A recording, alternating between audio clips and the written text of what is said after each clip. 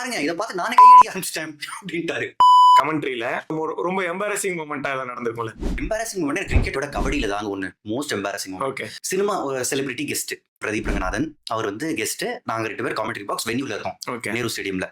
அப்ப வந்து அர்ஜுன் தேஷ்வால்ன்றவரு தமிழ் தலைவாஸ் டீமோட மெயின் ரைடர். அவர் அன்னைக்கு நாங்க கமெண்ட்ரி 11th மினிட்ல 20th மினிட் வரை நாங்க கமெண்ட்ரி. அவர் அர்ஜுன் அது வரைக்கும் பாயிண்டே எடுக்கல. இவருக்கு கபடினா எதுவுமே தெரியாது, முன்னாடியே சொல்லிட்டாரு.